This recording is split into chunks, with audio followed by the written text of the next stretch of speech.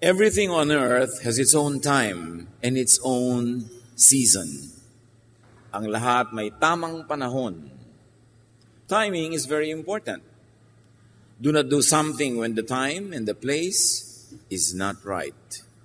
Do not X when Y. Or do not do blank when the time is blank. Father, we thank you that you are God of perfect timing.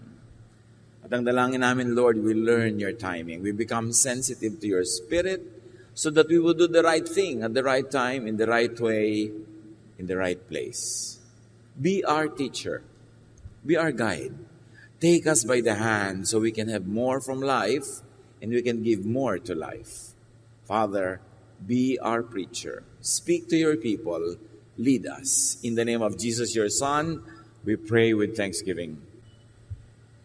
Over time, and seeing so many lives lived well or wasted, I have come to terms with 3 sentences what to do with life and in life. Minimize pain. That's very important. There's a lot of pain in life, and if we don't become wise, we could even add pain to what's already painful. So minimize pain. In whatever we do, we ask ourselves, am I minimizing pain? We cannot totally eliminate pain, but we can minimize. Yung bang bad situation, pwede kong gawing better. Yung bang 10 sugat, pwede kong gawing 3 na lang. Yung 10 lugi, paliitin ko maging 3 kalugihan na lang. Minimize pain. Then maximize pleasure. Life is very short. There's inevitable pain, sorrow, unhappiness. So whenever there's the opportunity, we should maximize pleasure and not demonize pleasure, because pleasure is also God-given. And a person who does life in a pleasurable way is worshiping his Creator or her Creator. So maximize pleasure. Pag may kinakain ka, mapapasarap mo pa ba? Pag may tinitirhan ka, mas malilinis mo ba? Mas mapapaganda mo? Pag may kasiyahan, mas mapapasaya pa ba? So you get the most out of life and you give most to other people's lives. And then when you minimize pain and maximize pleasure, do the most good. Yun ang pinakapang-balanse dyan. Because in minimizing pain and maximizing pleasure, we could be doing a lot of evil to other people. So dapat do the most good. Napakaiksi ng oportunidad ng buhay para sayangin sa hindi paggawa ng mabuti. So how do you apply this and how do you actually use time correctly so that you could minimize pain, maximize pleasure, and do the most good? Do not answer when angry. Pag nagalit, pag may narinig na nakakagalit, huwag magsalita muna. May tamang panahon to register your protest. May tamang panahon to correct something wrong. Pero hindi habang galit na galit ka. Proverbs 17:27, the one who has knowledge uses words with restraint. Ang taong marunong ay may pagpipigil ng bibig. May pagpipigil ng salita. Kaya kasabihan ng araw, if you are angry, count 1 to 3. Kasi pag may sinabi ang asawa mo, ang anak mo, nanay mo, kapatid mo, whoever nakakagalit, meron kang tendency sumabog agad ng galit din. So sabi, count 1 to 3. 1, 2, 3. Because anger is chemistry. Pag may narinig yung tenga mo, tinatransmit sa brain mo na nakakagalit, naiiba ang blood chemistry mo. Self-defense or offense becomes your priority to preserve life or to prevail over an enemy or an opponent. Nagkakaroon ka ng galit. Kasi pag galit ang tao, pataas ang adrenaline, may energy, pwedeng makapatay para magwagi sa digmaan. Pero gusto mo ba talagang patayin ang asawa mo, ang anak mo, kapatid mo? Kahit man lang patayin sa salita, you don't like that. Kaya hindi nagsasalita agad pag nagpantingan-tenga. Yung biglang silakbo ng damdamin na galit ka, close your mouth. At sabi nga, count 3. Kung sobrang galit na galit ka, ano daw? Count 10. Kasi pag may sinabi sa'yo nakakagalit, pag nagbilang ka muna ng 1, 2 hanggang 10, na iba na uli ang chemistry ng iyong dugo, natanggal na yung violent nature, natanggal na yung tendency to attack, to be defensive or offensive. So hindi ka na rin makakapagsalita ng mga bagay na maaring pagsisihan mo lang 3 minutes later. Because when you speak when you're angry, you would only retaliate or punish or worsen the situation. So, kailangan nag-iingat-ingat ng pagsasalita. Make words your servant, not your master. Habang hindi mo pa sinasabi ang salita, servant mo pa siya. Kasi pwede mo siyang utusan, itong gawin mo, salita, inisin mo siya, salita, bulahin mo siya, salita, galitin mo siya, salita, paginawahin mo ang kanyang loob, salita, saktan mo ang loob niya. Ang salita kasi utusan natin. Pag hindi mo pa, binibitawan. Pero pag binitawan mo na ang salita, ikaw na ang utusan niya. Ikaw na magiging sunod-sunuran. Kaya merong ginawang nakakagalit ang isang tao, pero sobra naman ang reaction mo, sinaktan mo ang loob, sinumbatan mo na mula ulo hanggang paa, minura mo na, mamaya ang ending nun, kahit siyang nagsimulang gumawa ng mali, ikaw na ang nagsosorry. Naranasan niyo na ba yan? Yung asawa niyo may gagawing sobrang nakaka-offend talaga, pero dahil ang sagot mo ay napaka-violent, napakasakit, sinugatan mo ang kanyang dibdib, inungkat mo ang lahat ng mga utang na loob niya sa'yo, mamaya, siya na ang galit sa'yo at ikaw na itong nagsosorry. Do you like that? Gusto mo ba nagsosorry? Nakakapagpa-humble talaga, talagang mayuyurakan ka pa kung yung pinagsosorryhan mo, gagamitin yung pagkakataon na yun para baligtarin ang situation? No. So, huwag ka magsasalita ng mga bagay na kailangan mo pang ihingi ng tawad. It is much easier to hold your tongue rather than to seek redress or to seek forgiveness or to be apologetic about it. Proverbs 14:17, a quick-tempered person does foolish things. Pagka nagpapadala sa sidhi ng damdamin, sa silakbo ng damdamin, maraming gagawing pagsisisihan. Nakakasakit tayo ng damdamin, nakakapagpalayo ng loob ng kapwa, o pwede ka ba makagawa ng crime?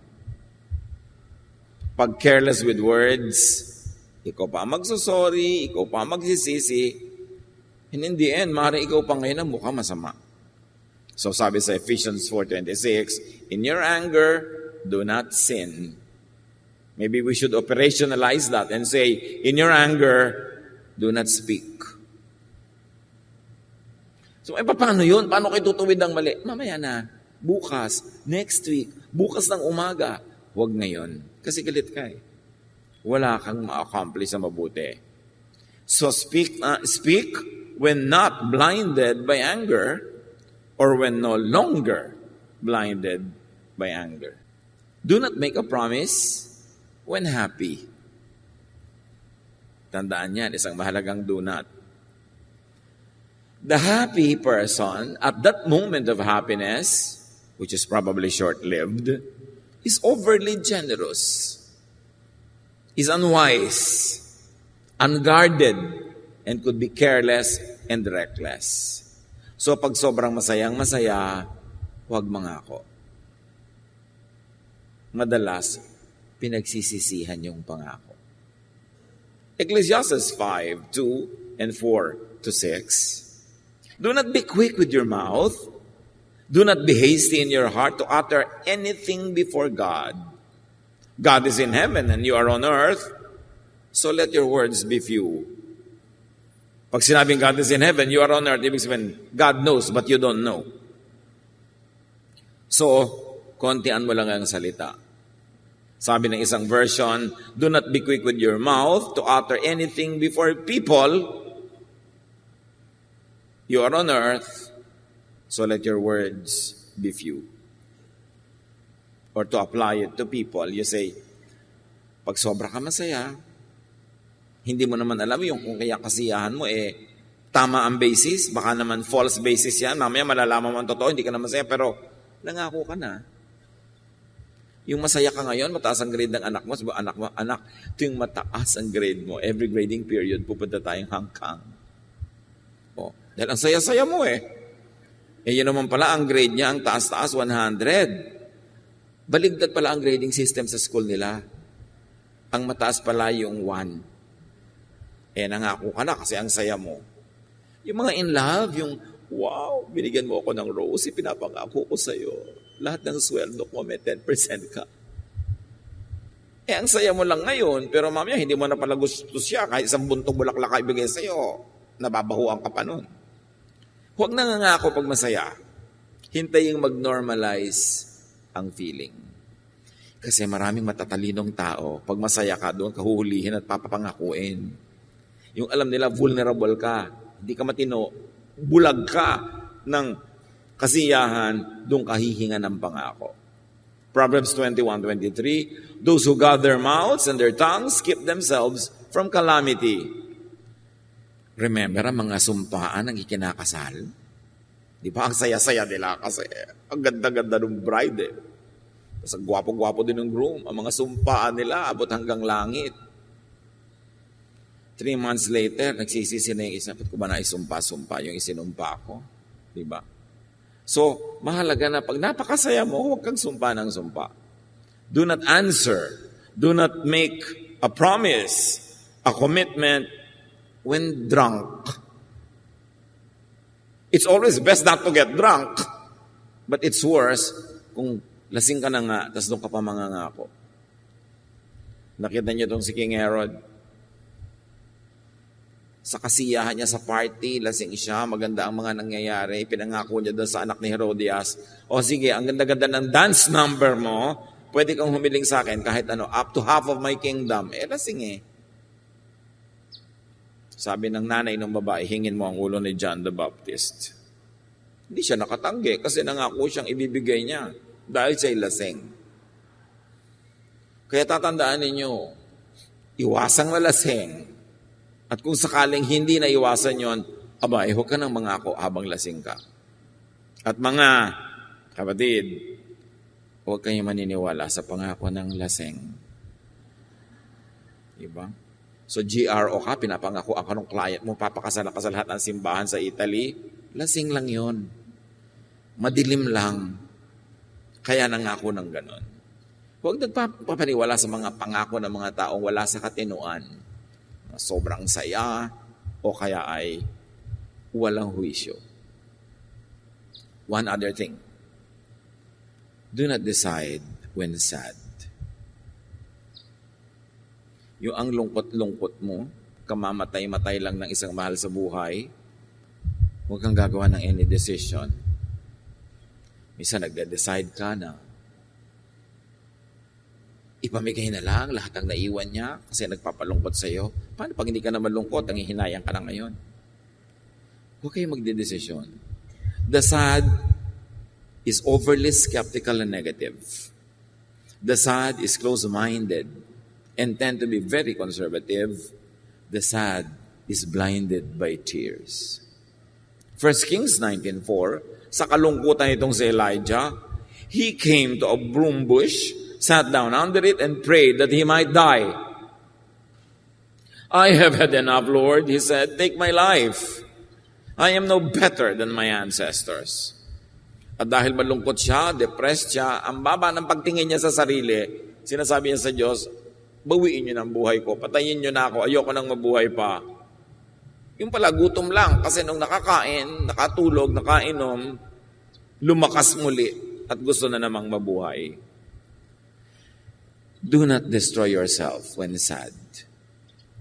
Alam niyo mga nalulungkot, yan yung mga naglalaslas ng pulso, humihiwa ng mga ugat nila sa leeg, mga nagbibigti, tumatalon sa building, kasi malungkot.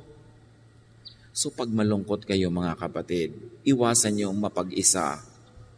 Kasi bubulong-bulungan kayo ng mga demonyito sa loob ng inyong utak na sirain niyo ang inyong sarili. Kung talagang kayo malungkot na malungkot, depressed na depressed, magpatulong kayo sa mga taong alam niyong bibitawan na anumang ginagawa nila dahil kailangan nyo. Sabihin nyo, alam mo, magpapakamatay na ako in 10 minutes. Kwentuhan mo ako. Kahit anong ginagawa nun, bibitawan. Pero pag sinabi lang, kwentuhan tayo, o sinabi mo lang, musta you, hindi nila alam, suicidal ka na pala, hindi nila papansinin. Tapos nung patay ka na, sabihin ko, alam ko lang. Sana kinausap ko. Ganun ang pagsisisi ng lahat ng kaibigan at kamag-anak ng nagpapakamatay. Kung alam ko lang. So pagka meron kayong ganun tendency at huwag kayong dumating sa ganun, bumusin na kayo. Sabihin nyo, alam mo, iniisip ko na magbigti. Pasayahin mo nga ako. Kwentuhan mo nga ako. Huwag kayong makikinig sa mga impaktong malungkot na nga kayo, binubulungan pa kayong laging mapag-isa, humiwalay sa mga tao, magkulong. Alam nyo ang tunay na dangerously at the brink of committing suicide, hindi niya yun sinasabi. Mabuti pa ngayong, magpapakamatay na ako. Nako, mas madalas hindi yun totoo. Pero pakinggan nyo rin dahil baka mamaya totoo na pala. But do not be alone when sad. Try not to be alone.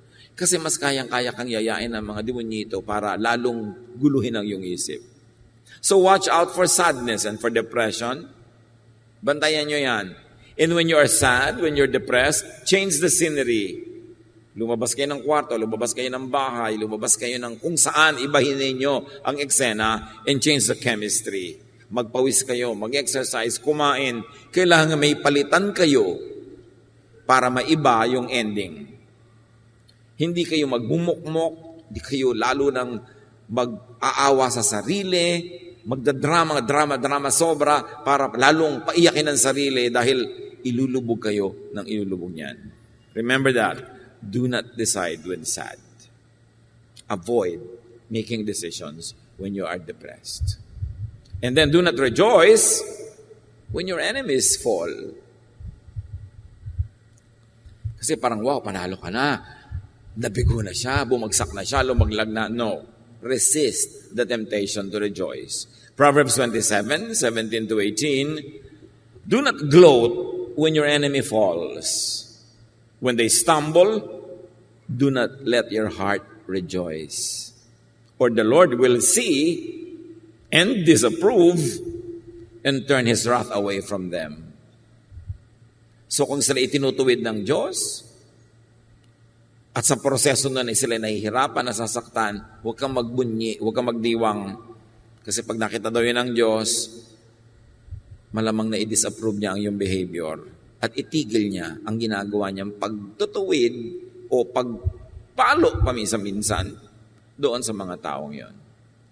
Basta, huwag mong ikatuwa ang kabiguan ng iyong kapwa kahit mo siya kaaway. Kasi baka tumalbog sa'yo at sa'yo dumating at dumikit yung nangyayari sa kanya. And very, very importantly, do not boast when you are healthy or wealthy. Pag malusog ka, malakas, may sigla, huwag ipagyabang yon. Kilalanin na yun galing sa Panginoon. At ganoon din kung ikaw ay mayaman, marami kang tinatangkilik, maraming resources, huwag ipagyabang. Kilalanin na galing sa Panginoon. And you will be humble enough, grateful enough, and kind enough to others. Ano yung pagyayabang? Hindi naman sasabihin mong mayabang ako, may pera ako, malakas ako. Kundi yung pinepresyo mo na laging ganun yun, hindi may iba. Kung makaasta-asa ka, parang lagi kang malakas, lagi kang may pera, lagi kang mayaman, hindi naman talaga ganun yun. So ilagay sa tama ang sarili. James 4:13 to 15. Now listen, you who say, today or tomorrow we will go to this or that city, spend a year there, carry on business, and make money? Why? You do not even know what will happen tomorrow. What is your life? You are a mist that appears for a little while and then vanishes. Instead, you ought to say, if it is the Lord's will, we will live and do this or do that. Huwag daw i-presume na, sige, sa isang taon yan ang gagawin natin. Sa isang taon yan itong gagawin natin. Kasi yung bukas nga hindi mo alam.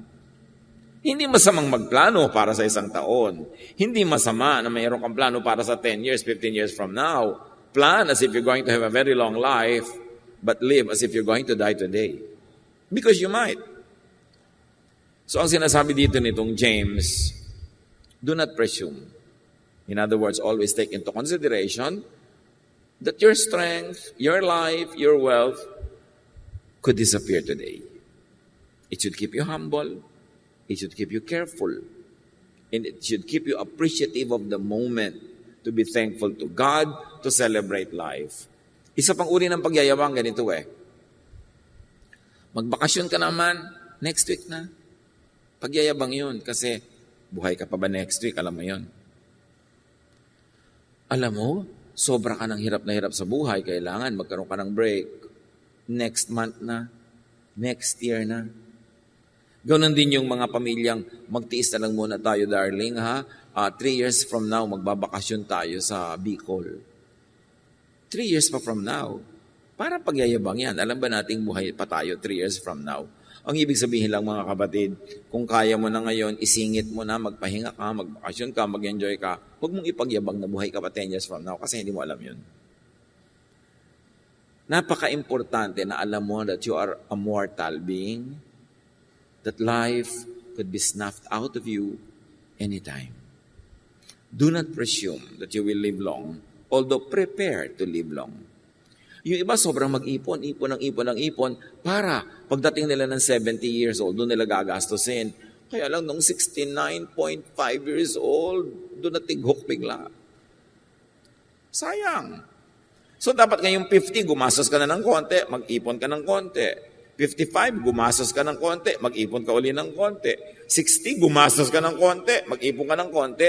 So, parami iniipon mo, pero kung hindi ka man mabuhay long enough to enjoy it, during the course of your pag-iipon, may mga napapak ka na rin at na-enjoy ka na, hindi ka nalugi nun sa buhay. Do not presume that you will have a long life, that you withhold all pleasures and all happiness now for that longed-for future which might not come. So do not be presumptuous about time. Do not boast when you are healthy, when you are young, because you don't know if you're gonna live long. Ecclesiastes 3:1, everything on earth has its own time and its own season. And because you don't know when the time of death is, always keep in mind that it could happen mamaya. And because it could happen mamaya, you should do now to minimize pain, maximize pleasure, and do the most good.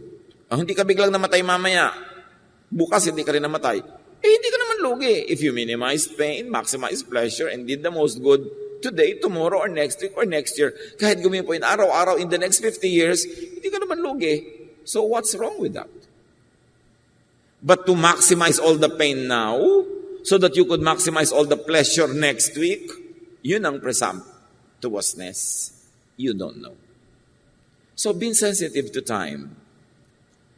Be sensitive to context. Ano ba yung nangyayari sa paligid? Makiramdam. Proverbs 15:23, giving the right answer at the right time makes everyone happy. But remember, in giving answer, sometimes speech is silver and silence is gold. And sometimes the best speech is silence. Kung wala ka rin lang matinong masasabi, wala kang siguradong tamang masasabi, ang pinakamabuting gawin is to be quiet. A person finds joy in giving an apt reply. And how good is a timely word. Also, how good is timely silence. Yung may nagawa ang asawa mo, anak mo, nanay mo, kapatid mo na sobrang mali, alam niyang maling-mali, tapos silent ka lang, hindi ka nang ko-condemn. Beautiful. Alam niyo, pinaka-nakakainis madinig, nagkamali ka na, sabi pa ng kasama mo, I told you so. Yung salitang yan, I told you so, 3, kamumuhian ka ng kapwa mo. Yung bang alam na niya ididiin mo pa, may sugat na siya, kikiskisan mo pa ng asin, I told you so. Pag sinasabi mo, I told you so, itinataas mo ang iyong sarili at ibinababa mo siya. Matalino ako, ikaw hindi. Alam ko na yun pa, ikaw hindi. Ayan, ganyan ngayon nangyari sa'yo. Minimize if you could not totally avoid saying, I told you so. Especially if the lesson is obvious. Obvious na eh. Doon mo maa-appreciate ang taong may class. Yung marunong manahimik kung kailan nasa kanya lahat ang karapatan na magtalumpati. Yung siya ay nagbibigay, di nasa kanya na lahat ang entablado para magsalita. Tapos ang tahimik niya magbigay, wow, ang galing na tao. Hindi yung nagbibigay, tapos, ayan, tanggapin mo. Galing sa akin yan. Batukan ka, patay, gutom. Alam mo, kahit bigyan mo yun, naiinis sa'yo. Sayang naman, nagbigay ka na, tapos ang ending, nakainisan ka pa dahil lang nga itong matabil ang bibig mo.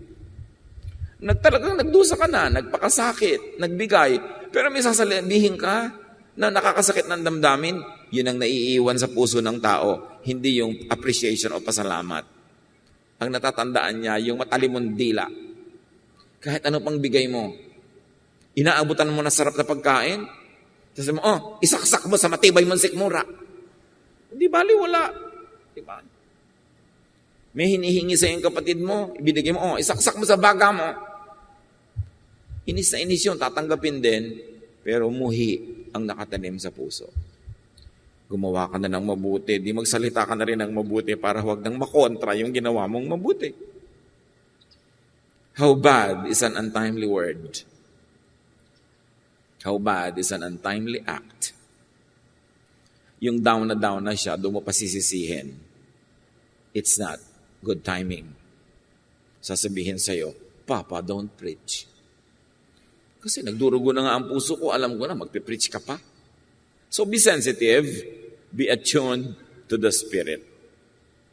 And the Spirit will never lead you to be quarrelsome, to hurt people. The Spirit will lead you to be an agent of peace, an agent of love. So alam mo kung Spirit-led ang iyong emosyon or not. Romans 8:26. Likewise, the Spirit helps us in our weakness. For we do not know how to pray as we ought. But the Spirit Himself intercedes for us with sighs too deep for words. Hindi naman natin alam kung paano magdasal. Hindi naman natin alam kung paano makikipag-usap sa Diyos. Pero namamagitan ng Espiritu at tinuturuan tayo, inaakay tayo, nagsasalita sa atin, kinakatawan tayo, kahit sa mga bulong at anas na hindi kayang sabihin ang salita ng tao. So the Spirit can actually lead you, can speak to you beyond words, without words. Kailangan lang be quiet, be still, and know that I am God. Sabi ng Panginoon. Bigyan siya ng space. At yung space na yon ay sa pagmumuni-muni, sa pagninilay-nilay, sa panalangin, sa pananahimik. Yan ang isa sa mga pinakamabuting pakinggan. The voice of silence. The sound of silence. At yan din ang pinakamabuting speech most of the time, silence. Sabi nga ng isang maikling tula na nabasa ko noong 1970s, your silence reaches me farther than a speech. Imagine. A husband telling the wife in poetry, your silence reaches me farther than a speech. Mas effective yung silence ng isang babae o kahit ng lalaki na may ginawang mali yung partner mo, imbes magbunganga ka, gumagawa ka ng sandwich, tapos yung mukha mo nakaganyan-ganyan lang. Para ka Mona Lisa. Hindi malaman kung natatawa ka ba o naiinis. Nakikiramdam tuloy sa yung tao. Yung may ginawang mali yung partner mo, tapos tiklop ka ng tiklop ng mga kumot, tahimik ka lang na ganyan. Sabi, your silence reaches me farther than a speech. Let me atone then if I must. Effective yan. Luke 12:12, the Holy Spirit will teach you in that very hour what you ought to say. In any circumstance, this could be applied. Not only in religious speech. Na pagka meron kang gustong sabihin, tumigil ka muna, tatanong mo, Panginoon, ito po ba ang gusto niya sabihin? Here is my mouth, use it for your glory. Here is my tongue, you gave it, speak through my tongue. Sabi ng devil, wag na, ako na lang. Siyempre, yung devil also like to speak through your mouth. So, sino ang Lord of your mouth? Dahil kung sino ang pagbigyan mo sa oras na yon will determine if you'd be happy or sad. If your life would be peaceful or not. So, be spirit-led in speech. And when confused, when not sure, be silent. Father, teach us. Teach us correct timing. Sa ginagawa namin na tama ang oras, tama ang panahon, tama ang timpla, dahil kayo'y Diyos ng pagiging tama. Teach us to be sensitive, to hear your voice, to listen to you, na ang buhay namin, Lord, we can minimize pain, maximize pleasure, and do the most good. Pagbulay-bulayan sumandali, pag-isip-isipan, in silence, and let the Spirit of God finish this message for you in a very personal way.